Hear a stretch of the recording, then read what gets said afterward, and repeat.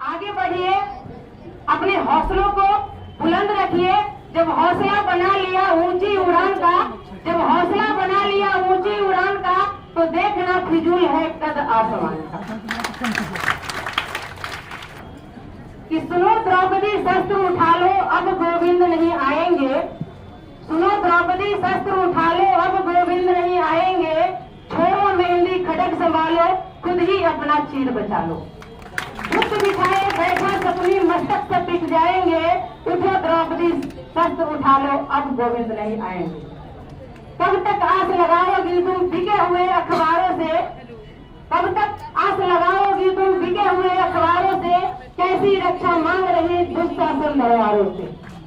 स्वयं जो लज्जाहीन पड़े हैं वो क्या लाज बचाएंगे, सुनो द्रौपदी शस्त्र उठा लो अब गोविंद नहीं आएंगे।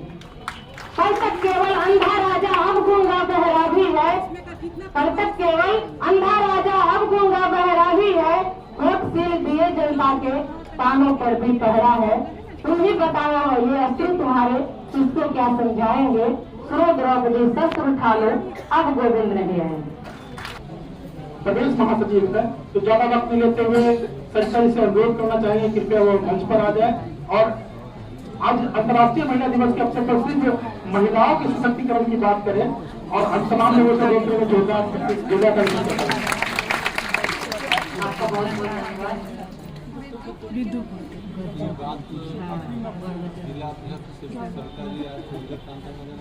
आज 8 मार्च है और महिला दिवस है, आप सभी को पता है।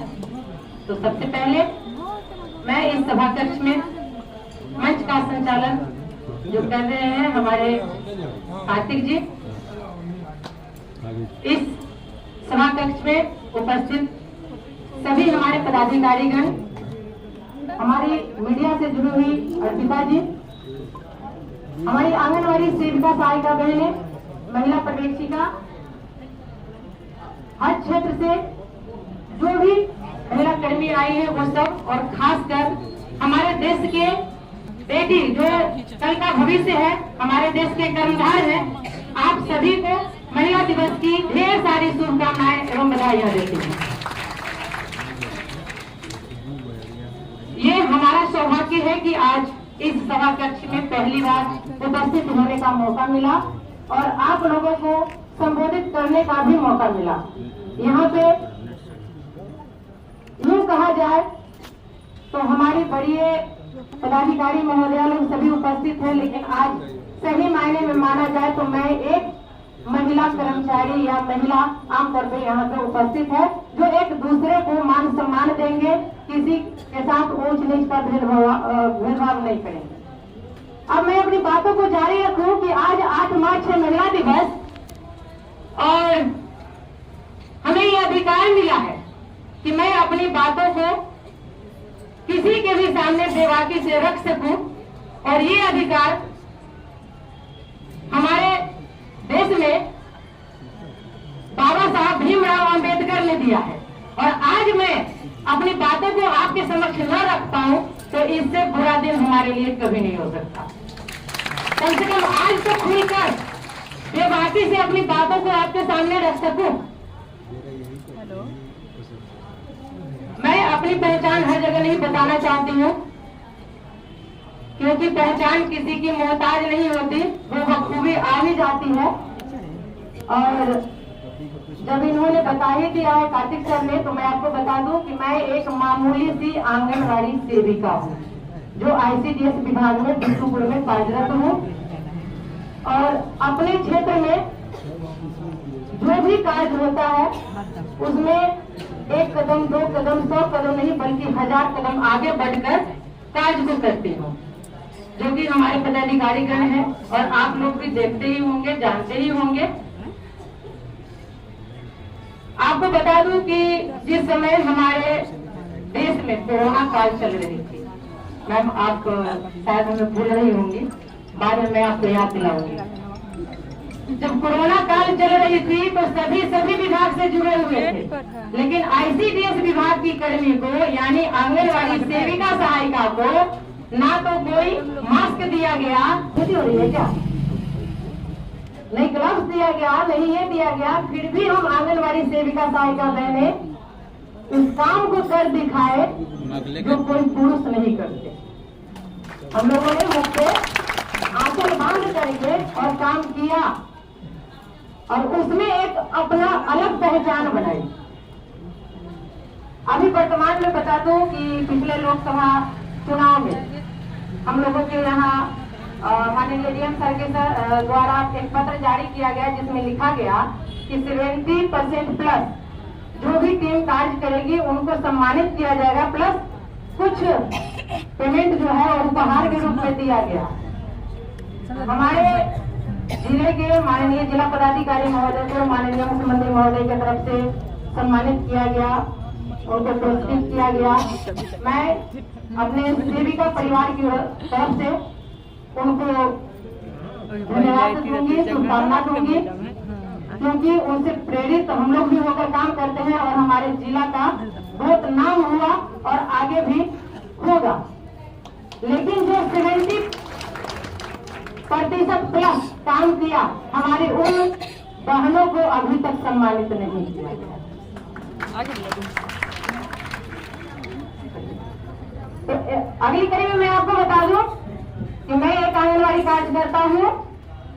हम अपने संगठन के प्रदेश के महासचिव हैं और कोरोना काल में जो हमने काम किया वो हमारे मीडिया भाई ने उसको ऊपर तक लेकर के गए, क्योंकि चौथा स्तंभ जो है वही आपको जीरो से हीरो बनाते हैं। और उस समय हमारी जो पहचान बनी और वो वही जीरो से हीरो मेरा शीर्षक भी बन गया, जो अभी आपके सामने दूरदर्शन से बैठी हुई है अर्पिता जी। इनकी मॉम जो है कैथी कृष्णा जी, माननीय कृष्णा जी एक लेखिका भी हैं। उन्होंने वैशाली जिला पर लगभग 35 से 38 महिलाओं के ऊपर एक किताब लिखी, जो कि अपने अपने क्षेत्र में बढ़िया काम की थी।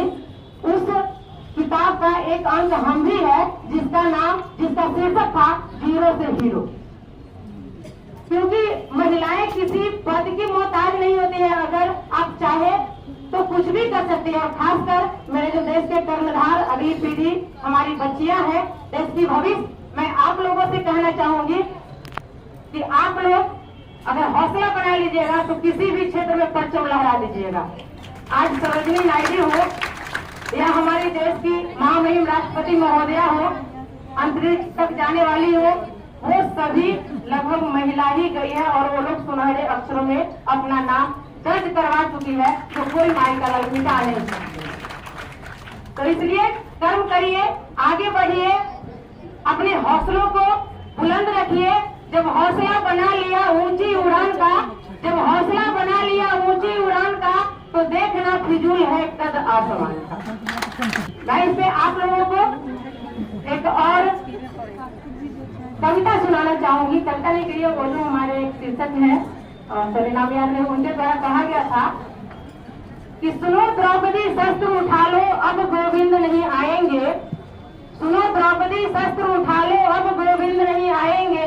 छोड़ो मेहंदी खड़ग संभालो, खुद ही अपना चीर बचा लो। खुद बिठाए बैठा सपनी मस्तक से पिट जाएंगे। उठो द्रौपदी शस्त्र उठा लो, अब गोविंद नहीं आएंगे। कब तक आस लगाओगी तुम बिके हुए अखबारों से, कब तक आस लगाओगी तुम बिके हुए अखबारों से। कैसी रक्षा मांग रहे दुशासन दरबारों से। स्वयं जो लज्जाहीन पड़े हैं वो क्या लाज बचाएंगे। सुनो द्रौपदी शस्त्र उठा लो, अब गोविंद नहीं आएंगे। कल तक केवल अंधा राजा अब गूंगा बहरा भी है। कल तक केवल अंधा राजा अब गूंगा बहरा भी है। वोट सील दिए जनता के कानों पर भी पहरा है।